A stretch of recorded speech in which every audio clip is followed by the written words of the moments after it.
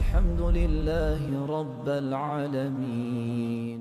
محبت الہی آج دلوں میں کم ہونے کی وجہ سے تلاوت مشکل، مراقبہ مشکل، عبادت مشکل، تہجد میں اٹھنا مشکل، یہ سب مشکلات اس محبت الہی کی کمی کی وجہ سے۔ دیکھیں، ایک پودے کے اندر ڈی ہائیڈریشن ہو جائے نا تو اس کے پھل بھی مرجھا جائیں گے، پتے بھی، وہ خود بھی، اور ایک پودا بالکل تر و تازہ، کیوں؟ اس کو پانی صحیح مل رہا ہے۔ آج محبت الہی کی ڈی ہائیڈریشن ہوئی ہے، نماز کو دل نہیں چاہتا، صبح اٹھنا چاہتے ہیں، فجر میں آنکھ نہیں کھلتی۔ چنانچہ وہ احباب جو کہتے ہیں جی میری تو کمر میں درد ہے حضرت، فجر کی نماز میں مجھ سے نہیں اٹھا جاتا، جو یہ کہتے ہیں نا، ٹھیک فجر کے 1 گھنٹے بعد جب ان کو کاروبار کے لیے جانے کا وقت ہوتا ہے نا، اس وقت نہا کے ناشتہ کر کے وہ ایسے بھاگے جا رہے ہوتے ہیں جیسے ان کے اندر جاپانی سیل فٹ کر دیا کسی نے۔ اب کمر کی درد کدھر گئی بھائی؟ تو محبت کی بات ہے، دل کاروبار میں اٹکا ہوا ہے، روز کے لاکھوں کماتے ہیں، بھاگے جا رہے ہیں۔ اگر اللہ کی محبت دل میں ہوتی تو تہجد کے وقت جاگنے سے کوئی روک نہیں سکتا تھا۔ اس لیے حدیث پاک میں آتا ہے جب رات کا آخری وقت ہوتا ہے 3 طرح کے فرشتوں کی جماعت ہوتی ہے۔ اللہ تعالیٰ ایک جماعت کو فرماتے ہیں کہ جاؤ فلاں فلاں فلاں وہ میرے ناپسندیدہ بندے ہیں، میں نہیں چاہتا کہ یہ اس وقت میرے سامنے کھڑے ہوں، ان کو تھپکی دے کے سلاؤ، یہ میرے پیاروں کے جاگنے کا وقت ہے، یہ نہ جاگ سکیں۔ چنانچہ فرشتے آتے ہیں اور تھپکی دے کے سلا دیتے ہیں کہ بھئی آپ کو اجازت نہیں ہے اس موقع پہ اٹھنے کی، وہ مالک الملک تمہاری شکل نہیں دیکھنا چاہتے۔ اس لیے جب تہجد کا دعا ہو تو یوں سوچے، یہ نہیں کہ میں نے نہیں پڑھی، یہ سوچے شاید وہ میری شکل دیکھنا پسند نہیں کرے، تبھی تو کھڑا نہیں ہونے دیا۔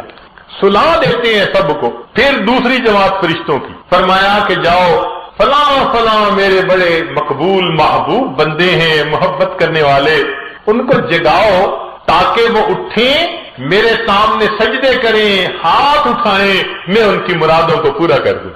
ان کو فرشتے جگا دیتے ہیں، تھکے ہوئے ہوتے ہیں، تہجد کے وقت یکدم آنکھ کھل جاتی ہے، ان کے اندر کوئی الارم فٹ ہوتا ہے، وہ فرشتے جگا دیتے ہیں، تہجد پڑھ لیتے ہیں۔ اور پھر تیسری جماعت کے بارے میں حدیث پاک میں فرمایا کہ وہ اللہ کے مقرب بندے ہوتے ہیں، بیماریاں والے، بڑھاپے والے، اللہ کے مقبول بندے، زندگی انہوں نے دین کی دعوت میں، عبادت میں گزار دی ہوتی ہے۔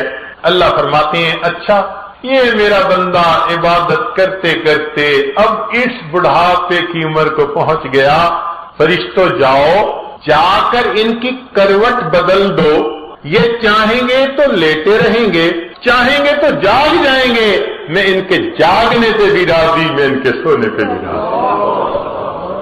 نماز میں تو انسان کو خیر ملتی ہے، جو بندہ اللہ سے خیر لینا چاہے تہجد کے وقت اٹھے اور اللہ سے مانگے، اللہ جھولیاں بھر دیتے ہیں۔ حدیث پاک میں ہے اللہ تعالیٰ فرماتے ہیں هل من سائل فأعطی ہے کوئی سوال کرنے والا کہ جسے میں عطا کروں؟ جب بادشاہ اعلان کروا رہا ہے کوئی مانگنے والا جسے عطا کیا جائے، اور مانگنے والے سوئے پڑے ہوتے ہیں تو ان کو کیسے ملے گا؟ تہجد کے وقت میں چاہے آپ 15 منٹ پہلے اٹھیں، آدھا گھنٹہ پہلے اٹھیں، اٹھ کے 4 رکعت پڑھ کے اللہ سے مانگنے والوں کی فہرست میں اپنا نام ضرور لکھوائیں، فقیروں کی فہرست میں اپنا نام ضرور شامل کر لیں۔ جب عشق سکھاتا ہے آداب سحرگاہی، جب عشق سکھاتا ہے آداب سحرگاہی، کھلتے ہیں غلاموں پر انداز شہنشاہی، عطار ہو رومی ہو، راضی ہو غزالی ہو، ہاتھ نہیں آتا بے آہ سحرگاہی۔ کوئی بھی ہو جب تک تہجد کا پابند نہیں بنے گا، اس کو اللہ تعالیٰ کے وہ معارف نصیب نہیں ہوں گے۔ تو اگر وہ معارف حاصل کرنا چاہتے ہیں، ہمیں اپنی تہجد کی نماز کو پکا کرنا پڑے گا۔ مرد بھی نماز کو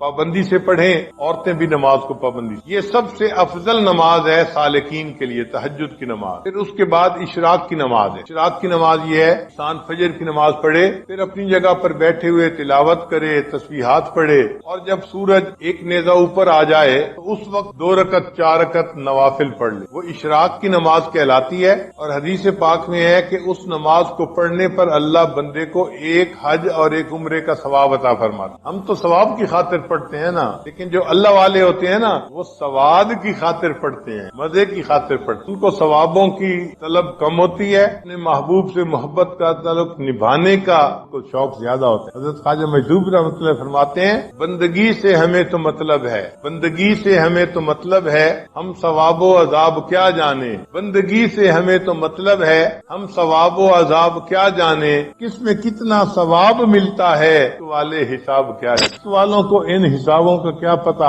وہ تو اللہ کی محبت میں نوافل پڑھ رہے ہو۔ اگر اشراق کے نوافل پڑھنے کی عادت پڑ جائے پھر اس کے بعد صلاۃ الضحیٰ جس کو چاشت کی نماز کہتے ہیں، یہ دن کے 9 بجے جب سورج اتنا پر آ جاتا ہے کہ زمین گرم ہوتی ہے، ننگا پاؤں رکھنے سے پاؤں جلنے شروع ہو جاتے ہیں، اس وقت سے یہ ٹائم شروع ہوتا ہے اور پھر زوال سے 1 گھنٹہ پہلے تک یہ رہتا ہے۔ اس کو صلاۃ چاشت کہتے ہیں۔ یہ اگر 2 رکعت بھی پڑھ لیں تو بہت اچھا، ورنہ 12 رکعت تک پڑھ سکتے۔ اس میں اللہ نے روزے کی برکت رکھی ہوئی ہے، چنانچہ جو بندہ چاشت کی نماز پڑھتا ہے اللہ تعالیٰ اس کو برکت والی روزی عطا فرما دے۔ اب بہت سارے لوگ اپنے دفتروں کی وجہ سے یہ لمبی نماز تو نہیں پڑھ سکتے، مگر کم از کم 2 رکعت تو پڑھنی چاہیے، انٹری تو ہو جانی چاہیے۔ بلکہ فقہا نے تو یہاں تک لکھا ہے اگر یہ بندہ دفتر میں اتنا مصروف ہو جاتا ہے کہ وہاں اس کے لیے نفل پڑھنا ممکن نہیں ہوتا تو اشراق کے وقت میں 2 رکعت نفل اشراق کی نیت سے پڑھ لے اور 2 رکعت نفل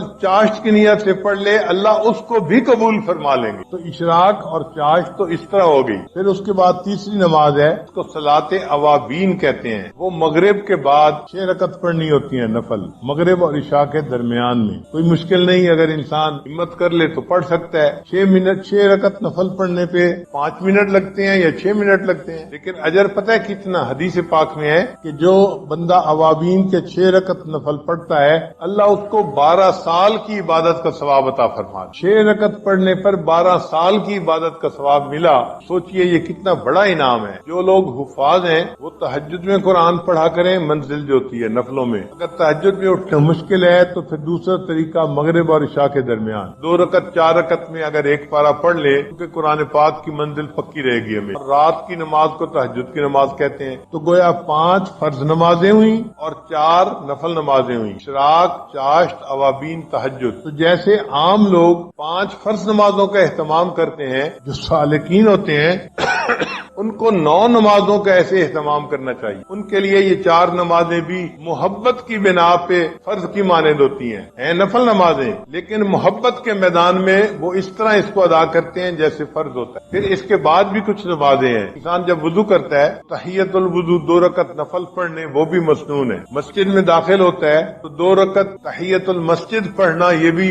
مسنون ہے۔ ان نمازوں کو بھی پڑھنا چاہیے، جب موقع ملے تحیت الوضو پڑھیے، تحیت المسجد پڑھ لیجیے۔ اتباع سنت، ہر کام نبی علیہ الصلوۃ والسلام کی سنت کے مطابق کرے۔ ہر کام، کھانا پینا، چلنا پھرنا، اٹھنا بیٹھنا، تار گفتار کردار، ہر چیز نبی علیہ السلام سنت کے مطابق۔ ارے سلسلہ عالیہ نقشبندیہ میں اس کا بہت اہتمام بتایا جاتا ہے۔ ایسے چھوٹا عمل، بڑے سے بڑا عمل، کوئی عمل بھی سنت کے خلاف نہیں ہونا۔ نظر اس چیز کو تلاش کرتی رہے اس عمل میں سے کرنے کا بہترین طریقہ یہ بھی ہے، نون دعائیں یاد کر لیجئے، مل جاتی ہیں چھوٹی سی۔ علیہ الصلوۃ والسلام نون دعائیں، پیارے نبی علیہ السلام پیاری دعائیں کو یاد کر لیں۔ اس موقع پر پڑھنے کی دعا ہو اس پر پڑھتے رہیں۔ کہتے ہیں نا جی کہ وقوف قلبی نہیں رہتا، دوسرے لفظوں میں بتا رہے ہوتے ہیں جی کہ میں مسنون دعا کی پابندی کوئی نہیں کرتا، اس لیے کہ مسنون دعا کی پابندی کرنے کا انعام یہ ملتا ہے انسان ہر وقت اللہ کی طرف متوجہ رہے۔ کھانے کی دعا، کھانے کے بعد کی دعا، سو کر اٹھنے کی دعا،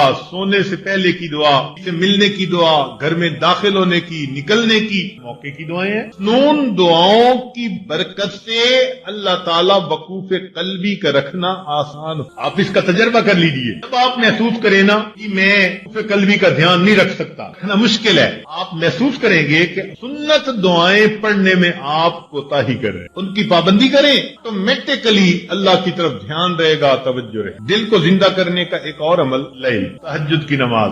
چنانچہ جو لوگ چاہتے ہیں رب العزت سے تعلق ہو، محبت دل میں ہو، اللہ تعالیٰ کے مقبول بندوں میں شامل ہو جائیں، چاہیے کہ رات کے آخری پہر میں چند رکعت نفل اللہ کے حضور ضرور پڑھا۔ اللہ تعالیٰ فرماتے ہیں والذین یبیتون لربہم سجدا محروم کر دیے، اور لا تعصہ بالنہار، میں اللہ کی نافرمانی نہ کر، وہ یقیمک بین یدیہ باللیل، میں اس کی نافرمانی نہ کر، تجھے رات میں قیام ہو۔ عن سفیان ثوری رحمۃ اللہ سے یہ بات منقول ہے، فرماتے تھے کہ حرمت قیام اللیل 5 اشہر بذنب صبتہ، ایک مرتبہ ایک گناہ مجھ سے سرزد ہو گیا جس کی وجہ سے 5 مہینے تہجد کی نماز سے میں محروم ہوں، ان کو پر مار کے جگا دو۔ تہجد میں اٹھنے کا وقت ہے، یہ اٹھیں گے مجھ سے مانگیں گے، میں پروردگار ان کی جھولیوں کو بھر دوں۔ یہ لوگ سوئے ہوئے ہوتے ہیں، نہ گھڑی کا الارم نہ کوئی اور، اچانک ان کی آنکھ کھل جاتی ہے، تعالیٰ کی طرف سے فرشتے اٹھا دیتے ہیں ان کو، اچانک آنکھ کھل جاتی ہے، دل میں ارادہ لے کے سوتے ہیں 3 بجے اٹھنا ہے، 3 بجے آنکھ کھلتی ہے، تعالیٰ کے فرشتے جگا دیتے۔ پھر دوسرے گروپ کو اللہ فرماتے ہیں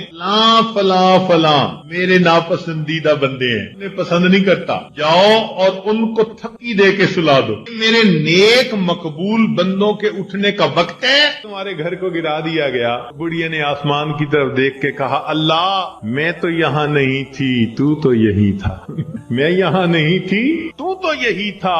یہ لفظ کے کہنے تھے، جو ایکسٹینشن کی ہوئی عمارت تھی اس کی چھت زمین کے اوپر آ گئی۔ نیک لوگ دنیا میں لاوارث نہیں ہوا کرتے، اللہ ان کا وارث ہوتا ہے۔ اگر ہمیں اپنے والد کے وارث ہونے پہ اتنا اطمینان ہوتا ہے، بیوی کو خاوند کے وارث ہونے پہ اتنا اطمینان ہوتا ہے، تو اگر کسی کا وارث اللہ رب العزت بن جائے تو سوچو پھر اس کے کیا مزے ہوں۔ کی مثال یوں سمجھیے کہ ہم نوجوان کالج یونیورسٹیوں میں پڑھتے ہیں نا، تو اگر تو ان کا جی پی اے بہت اچھا ہو، فل اسکالرشپ مل جاتا، اور فل اسکالرشپ والے بچے کو پڑھنے میں کوئی دقت ہی نہیں ہوتی، جی مجھے فل میڈیکل ڈگری کرنے کے لیے اسکالرشپ مل گیا، مجھے کوئی فکر نہیں۔ اور جس بندے کو اسکالرشپ نہیں ملتا اس کو میڈیکل کرنا قرضوں کے بوجھ میں دب جاتا ہے بیچارہ۔ ہم نے بچوں کو دیکھا ان ملکوں میں ساری عمر نوکریاں کر کے بڑھاپے اپنے زمانے طالب علمی کے قرضے اتارتے رہتے ہیں۔ جس کو فل اسکالرشپ مل جاتا ہے پھر اس کا تو معاملہ ہی کچھ اور ہوتا ہے۔ سوچئے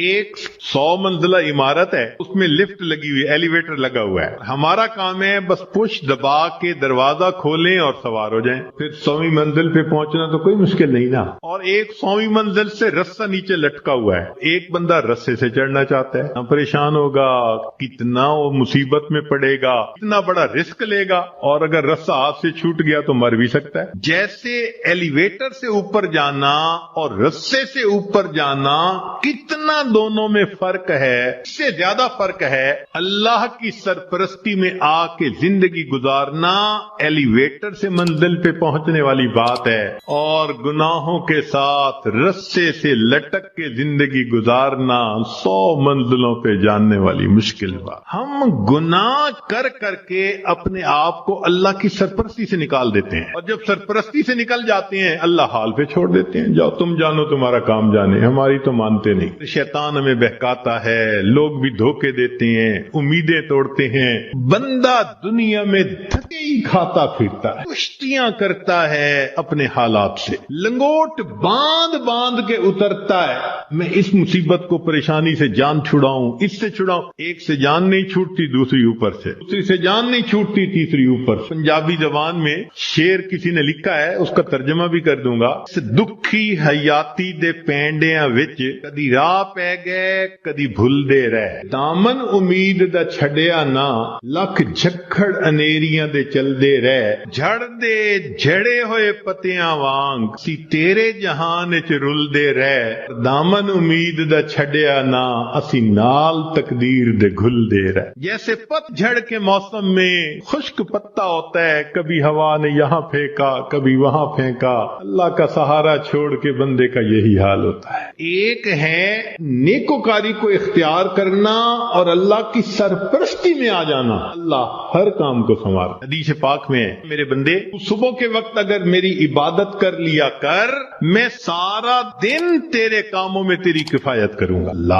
اللہ تعالیٰ ذمہ داری لے رہے ہیں. ہم سے فجر کی نماز نہیں پڑھی جاتی, اشراق ہی نہیں پڑھے جاتے. ہم سے زیادہ کون پاگل ہوگا جس کے ساتھ اتنا بڑا اللہ نے وعدہ کر لیا اور ہم اس وعدے سے فائدہ نہیں اٹھا پا رہے. بچہ بھی ہم سے زیادہ عقل مند کہلائے گا. کیوں ہم پریشانیوں کی زندگیوں میں پڑ گئے ہیں؟ اس لیے کہ نفس کی خواہشات پوری کرتے ہیں. نفس کی خواہشات پوری کر کے گناہ کر کے اللہ کی سرپرستی میں نکل جانا یہ کہاں کی عقل مندی ہے؟ گناہوں کو کر کے کہاں کا سکون ملتا ہے؟ حضرت مفتی محمد شفیع رحمۃ اللہ علیہ فرمایا کرتے تھے تم جتنا چاہو گناہ کرو, جتنا چاہو گناہ کرو, اگر اللہ نے تمہاری اسی زندگی کو دوزخ کی مانند نہ بنا دیا تم میرا نام بدل دینا. واقعی ایسا جو گناہوں کا استقرار اسی کو دیکھا اجی مر جاتے تو اچھا تھا. مطلب اتنا تو پریشان ہے نا. دنیا کی زندگی ایسی ہوتی ہے جیسے جہنم میں ہوتا ہے وہ بند. گناہوں کے راستے پہ اطمینان نہیں ہے. اطمینان, سکون, کامیابیاں, سکھ اگر دیکھا تو وہ نیکی کے راستے پہ دیکھا. وَهُوَ يَتَوَلَّى الصَّالِحِينَ, اللہ تعالیٰ نیکوکاروں کا سرپرست. اللہ تعالیٰ تو چاہتے ہیں میرے بندے تمہیں میں اتنا دوں کہ تم بس کرو مگر میرے نعمتوں کا شکر ادا کرو. ہم نعمتیں لینے کو تو تیار ہیں, شکر کرنے کی فرصت نہیں, نماز پڑھنے کے لیے فرصت نہیں. اللہ نے فرمایا کہ تم غیر محرم سے نظر کی حفاظت کرو, میں عبادت میں لذت عطا کروں گا. نظر کی حفاظت نہیں ہوتی, دعائیں مانگتے ہیں اللہ نماز کی حضوری عطا فرما دے. نماز کی حضوری کیسے ملے گی جب اس کی شرط ہی پوری نہیں ہوئی؟ جب نگاہوں نے جھکنا ہی نہیں سیکھا نماز کی حضوری تو آؤٹ آف کوسچن ہے نا. پھر ہم سوچیں کہ ہم خود بخود پریشانیوں کے راستوں پہ چل رہے ہیں, کانٹوں کے راستوں پہ چل رہے ہیں اپنے نفس کی خواہشات کی وجہ سے. اللہ تعالیٰ اسی لیے اپنے بعض بندوں کو خوب دیتا ہے, کیوں کہ میرا شکر ادا کریں. شکر ادا نہیں کرتے اللہ تعالیٰ لے لیتے ہیں. جو پروردگار دینا جانتا ہے وہ پروردگار لینا بھی جانتا. کہتے ہیں حضرت صاحب وقت تھا مٹی کو ہاتھ لگاتے تھے سونا بن جاتی تھی, آج تو سونے کو بھی ہاتھ لگاتے ہیں تو مٹی ہو جاتا ہے. حالات بدل جاتے ہیں اس لیے کہ ان کے تقاضوں کو پورا نہیں کیا ہوا. چنانچہ بنی اسرائیل کے 3 آدمی تھے, ان کا ایک واقعہ عجیب ہے, بڑا سبق آموز ہے. ان میں سے پہلے بندے کے پاس ایک آدمی آیا, اس کو کہا بھئی تمہاری کوئی پریشانی؟ نے کہا پریشانی تو بہت ہے. کیا؟ اس نے کہا بھئی یہ بحری ہے, یہ جو سفید داغ جسم پہ ہو جاتے ہیں, برس کا مریض ہوں میں, میری شکل اتنی بری ہو گئی ہے کہ میں نہ مسجد جا سکتا ہوں نہ کسی کے سامنے بیٹھ سکتا ہوں. لوگوں کو کراہت ہوتی ہے مجھ سے, اور لوگ مجھے نیچی نظر سے دیکھتے ہیں, کم نظر سے دیکھتے ہیں. ایک تو میری یہ پریشانی ہے کہ برس کی بیماری ختم ہو جائے, دوسرا رزق کی بھی بڑی تنگی ہے. اس نے دعا دی اللہ اس کی بیماری کو دور کر دے اور اس کا رزق وسیع کر دے. اللہ تعالیٰ نے اس کی بیماری بھی دور کر دی, اس کو ایک گائے عطا فرمائی, اونٹنی عطا فرمائی. اونٹنی کی نسل اتنی بڑھی کہ وہ تھوڑے عرصے میں ہزاروں اونٹوں کا مالک بن گیا, بڑا ملٹائی ملینر ہو گیا. وہ بندہ دوسرے کے پاس گیا, اس سے کہا بھئی آپ کی کوئی پریشانی؟ اس نے کہا جی سر پہ بال نہیں ہے, گنجا ہوں اور جہاں بیٹھتا ہوں لوگ میرا مذاق اڑاتے ہیں. دوسرا یہ کہ کاروبار بھی میرا نہیں چلتا تو رزق کی بھی پریشانی ہے. اس نے دعا دے دی اللہ اس کے بیماری کو بھی دور کر دے, اس کو رزق میں بھی برکت دے دے. اللہ کی شان کہ اس کے سر پہ خوبصورت بال بھی اگائے. اس کو ایک گائے ملی اور گائے کی نسل اتنی بڑھی تھوڑے دنوں میں سینکڑوں گایوں کا مالک, امیر آدمی بن گیا. وہ بندہ تیسرے کے پاس, وہ آنکھوں سے اندھا تھا, بھئی آپ کی کوئی پریشانی؟ اس نے کہا جی کہ میری پریشانی تو یہ ہے کہ میری بینائی نہیں ہے. لوگوں کے لیے تو فقط رات کو اندھیرا ہوتا ہے اور میرے لیے تو دن کی روشنی میں بھی اندھیرا ہے. اور دوسرا یہ کہ مجھے تو در در کے دھکے کھانے پڑتے ہیں, دعا کر دو کہ میرا رزق وسیع ہو جائے. اللہ نے اس کی بینائی بھی ٹھیک کر دی, اس کو بکری عطا کر دی اور بکری اتنی نسل بڑھی وہ ہزاروں بکریوں کا مالک. یہ تینوں بندے اپنے وقت میں بنی اسرائیل کے بڑے امیر بندے کہلانے لگے, کروڑوں میں کھیلنے لگے. جب ان کی شہرت تھی, عزت تھی، مال و دولت کی ریل پیل تھی. اب پہلے کے پاس وہ بندہ آیا اور کہنے لگا کہ بھئی میں محتاج ہوں، اللہ کے نام پہ آپ سے مانگنے کے لیے آیا ہوں، اللہ ہی نے آپ کو سب کچھ دیا ہے، آپ کے پاس تو کچھ نہیں تھا، پلیز آپ مجھے کچھ اللہ کے نام پہ دے دیں. تو بڑا غصہ آیا کہ یہ تم نے کیسی بات کی ہے کہ تمہارے پاس کچھ نہیں تھا؟ میں تو شروع سے ایسا اور امیر اور یہ اور وہ، مفت کا کہیں سے پیسہ ملا ہے میاں، میں نے کمائی کی ہے، محنت سے کمایا ہے، فلاں کی ہے، خبردار جو تم نے ایسی بات کی کہ تمہارے پاس کچھ نہیں تھا. اس نے کہا بھئی مجھ سے خفا نہ ہو، بس آپ جیسے تھے اللہ آپ کو ویسا کر دے. یہ کہہ کے چلا گیا اور وہی ہوا. برس کی بیماری بھی دوبارہ ہو گئی. ایسی بیماری پھیلی کہ جتنے اس کے اونٹ اونٹنیاں تھے ایک ایک کر کے بالآخر سارے مرتے. جہاں تھا وہیں پہنچ گیا. دوسرے کے پاس گیا، محتاج ہوں، اللہ نے آپ کو اتنا دیا ہے، میں بھی آیا ہوں اللہ کے نام پہ لینے کے لیے، تو آپ دیں. ایک وقت تھا آپ کے پاس کچھ نہیں تھا، پھر اللہ نے آپ کو دیا، آج اتنا کچھ ہے. بڑا غصہ آیا. کون ہوتا ہے بات کرنے والا؟ بھائی میرا تو باپ ایسا، میرا تو دادا ایسا، پردادا ایسا. میاں میں نے تو فلاں ڈیل ایس کی تھی، فلاں موقع پہ میں نے ایسا بزنس کیا تھا، اسٹریٹجی ایسی بنائی تھی، تب مجھے پیسے ملے، کوئی کہیں سے مفت کے مل گئے ہیں. خبردار جو تو نے کوئی ایسی بات کی. نے کہا مجھ سے خفا نہ ہو، اچھا آپ جیسا تھے اللہ آپ کو ویسا کر دے. یہ کہہ کے چلا گیا.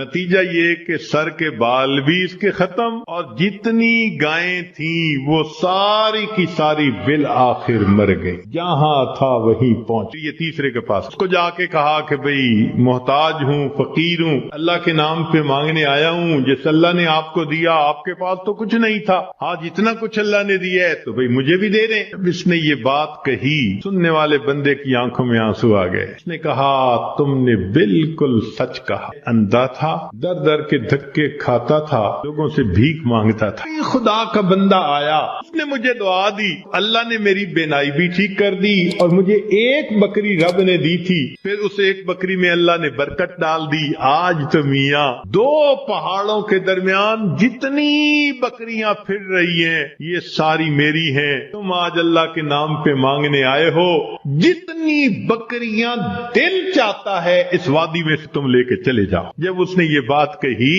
اس مانگنے والے نے کہا کہ میں تو فرشتہ ہوں، اللہ تعالیٰ نے 3 بندوں کے پاس امتحان کے طور پر بھیجا تھا، 2 اپنی اوقات کو بھول گئے، تو نے اپنی اوقات کو یاد رکھا، اللہ تجھے تیرا رزق نصیب فرمائے. یہ بندہ ساری زندگی امیر تر بندہ بن کر زندگی گزارتا. دیتا تو اللہ ہی ہے نا ہر ایک کو، جب دیتا ہے تو پھر اس کا شکر گزار بندے بھی بنے. مگر ہم ناشکریاں کرتے ہیں، گناہ کرتے ہیں، جس وجہ سے پھر مصیبت کو دعوت دیتے ہیں. راستے زندگی گزارنے کے 2 ہیں، ایک ہے نیکوکاری کا راستہ، ایک ہے بدکاری کا راستہ، منمانی کا راستہ. اگر آپ غور کریں تو آج کے دور میں منمانی کی زندگی گزارنے والے بہت زیادہ، اور ہر حال میں اللہ کی مان کے چلنے والے بہت تھوڑے. نتیجہ کیا ہے؟ مسائل حل نہیں ہو رہے، پریشانیاں بڑھتی جا رہی ہیں، ادھر ذلت ادھر ذلت، ادھر پریشانی ادھر پریشانی. کی وجہ یہ ہے کہ ہم نے اپنے آپ کو اللہ کی سرپرستی میں دیا ہی نہیں. اگر دے دیتے دنیا میں اللہ ہمارے تمام غموں کے لیے کافی ہو جاتا. ہماری مثال تو وہ ہے، کوئی بلینر انسان ہو، اس کا بندہ چپڑاسی کی نوکری کے لیے درخواست دیتا پھرے، ہر بندہ کہے گا یار تمہارا باپ تو بلینر ہے، تم پی این کی جاب کے لیے درخواست دے رہے ہو، سویپر کی جاب کے لیے. یہ کیا کوئی حال ہے؟ اللہ تعالیٰ ہمیں اپنے سرپرستی میں لینے کے لیے وعدہ فرما رہے ہیں اور ہم اللہ کے وعدے پر آنے کی بجائے خود دنیا کے جھمیلوں میں اپنے رزق کو تلاش کرنے میں لگے ہوئے ہیں. یاد رکھیے گا اللہ فرما برداروں کو بھی رزق دیتا ہے، اللہ نافرمانوں کو بھی رزق دیتا ہے. اللہ تعالیٰ فرما برداروں کو بھی رزق دیتا ہے اور اللہ تعالیٰ نافرمانوں کو بھی رزق دیتا ہے. مگر فرق ہے، ایک ہوتا ہے کہ آپ نے پرندے کو پنجرے سے نکالا، پیالے کے اندر دانے ڈال کے اس کے سامنے رکھ دیا، وہ اسی پیالے میں سے کھا رہے آرام مزے سے. یا آپ نے پنجرے سے مرغی کو نکالا اور یوں دانے پھینک دیے، وہ دانے چگ رہی ہے مگر دانے اس کو مل رہے ہیں. یہ ہے اللہ فرما برداروں کو رزق دیتا ہے، کسی کا ایک ہی جگہ، کسی کا ٹریولنگ کے ساتھ، ادھر بزنس ادھر امپورٹ ادھر ایکسپورٹ، مگر اللہ تعالیٰ رزق دیتا ہے ان کو. یہ رزق ملتا ہے فرما برداروں کو. ایک رزق ہوتا ہے کہ آپ نے اگر چوہے کو پھنسانا ہو، اس کو بھی تو آپ انڈی کے اندر گوشت کا ٹکڑا لگا کے رکھتے ہیں، پنیر کا ٹکڑا، یہ بھی رزق تو مل رہا ہے نا، مگر کس کے لیے؟ کہ یہ ہمیشہ کے لیے پھنسے قابو آئے. نافرمانوں کو بھی اللہ رزق دیتے ہیں، مگر چوہے کی طرح کہ یہ پکڑا جائے گا اس کی گت بنائے. ہم سوچیں کہ ہم فرما برداروں کا رزق لیتے پھر رہے ہیں یا نافرمانوں کی طرح رزق کماتے. معاملہ تو ہمارے اوپر ہے. اللہ تعالیٰ فرماتے ہیں الیس اللہ بکاف عبدا، اللہ اپنے بندے کے لیے کافی نہیں ہے؟ کتابوں میں لکھا ہے اے بندے تیری مرضی ہے، ایک میری مرضی ہے. اگر تو چاہے کہ تیری مرضی پوری ہو، میں تجھے تھکا بھی دوں گا، تیری مرضی کو بھی پورا نہیں ہونے دوں. اور اگر تو چاہے کہ میری مرضی پوری ہو تو میرے بندے میں تیرے کاموں کو بھی سنوار دوں گا، تجھے رزق میں بھی وسعت عطا فرما. اللہ کی مان کے ہم چلیں تو اللہ ہمارے سارے مسئلوں کو حل کر دیں گے، کیونکہ ہم پھر اللہ کی سرپرستی میں آ چکے. اللہ تعالیٰ قرآن مجید میں فرماتے ہیں وعد اللہ الذین آمنوا منکم وعملوا الصالحات لیستخلفنہم فی الارض. اجتماعی طور پر نیکوکار بن کر زندگی گزارنے والوں کے لیے اللہ کا وعدہ ہے. فرماتے ہیں میں تمہیں زمین کے اندر خلافت عطا کروں. وَلَيُمَكِّنَنَّ دِينَهُمُ الَّذِي ارْتَضَىٰ لَهُمْ وَلَيُبَدِّلُنَّهُمْ خَوْفَهُمْ أَمْنًا، اور اللہ ان کے خوف کو امن میں بدل دیتے ہیں. اللہ تو وعدہ فرما رہے ہیں، وعد اللہ کا وعدہ ہے. آج بندہ وعدہ کر دیتا ہے تو اتنا یقین، اللہ کے وعدوں پہ ہم یقین نہیں کرتے. ہمارے زندگی کی کامیابی کا ایک ہی طریقہ ہے کہ ہم اللہ کے وعدے پر بھروسہ کر کے عہد کریں کہ اللہ آج کے بعد ہم نے نافرمانی نہیں کرنی. سوال پیدا ہوتا ہے کہ ہم صالحین میں شمار کیسے ہو سکتے ہیں؟ بہت آسان ہے. ذہن سے گناہ کے ارادے کو ختم کر دیجئے. ذہن سے گناہ کے ارادے کو ختم کر دیجئے. اللہ میں نے آپ کے کسی حکم کی نافرمانی نہیں کرنی، اور جو کر چکا میں توبہ کر رہا ہوں. پہلا قدم کہ آئندہ گناہ کی نیت کو ذہن سے نکال دینا. دوسرا کہ اگر پھر گناہ ہو جائے تو پھر توبہ کرنا. یہ دو کام کر لیجئے. ایک بھی اسی وقت پچھلے تمام گناہوں سے سچی توبہ کی نیت کر کے عہد دل میں کر، اللہ آئندہ میں آپ کی مان کے چلوں گا، ہر کام آپ کے نبی علیہ السلام کی سنت کے مطابق کروں گا، دین کے مطابق کروں گا، شریعت کے مطابق کروں گا، من مانی نہیں کروں گا. اگر بالفرض پھر گناہ ہو جائے تو پھر توبہ کرے. جو ایسا کرے گا وہ نیکوکاروں میں شمار ہوگا اور وہ اللہ کی سرپرستی میں آ جائے گا. جب تک ہم اللہ کی سرپرستی میں نہیں آئیں گے ہماری پریشانیاں ختم نہیں ہوں گی. ہم نے دنیا میں دیکھا ہے پرائی بکری کو کوئی گھاس نہیں ڈال. ہم نے کلمہ تو پڑھا نا تو لیبل تو لگ گیا نا کہ یہ مسلمان ہیں. اب اگر اللہ کے در سے بھی کچھ نہ ملے تو کسی اور در سے کیا ملے گا؟ بلکہ ہم نے تو دیکھا ہے کہ جس کتے کے گلے میں پٹے کا نشان ہو نا اس کو ہر کوئی دھتکار دیتا ہے، جائے اپنے مالک کے دروازے سے کھائے. بالکل ہمارا یہی حال ہے. جدھر رخ کرتے ہیں ہمیں دھتکارا جاتا ہے، جاؤ اپنے رب سے مانگو. جا رب سے مانگنے کے لیے نیک ہم بن نہیں رہے. ہمارے پاس کوئی دوسری آپشن نہیں سوائے اس کے زندگیوں کو بدلیں، نیکی پہ آئیں، اللہ تعالی ہمیں اپنی سرپرستی میں لے لیں، پھر اللہ تعالی ہمارے الٹے کاموں کو بھی سیدھا کر دیں گے، ہماری پریشانیوں کو اللہ ختم فرما دیں گے. زندگی گزارنے کا اس سے بہتر کوئی دوسرا راستہ نہیں ہو سکتا.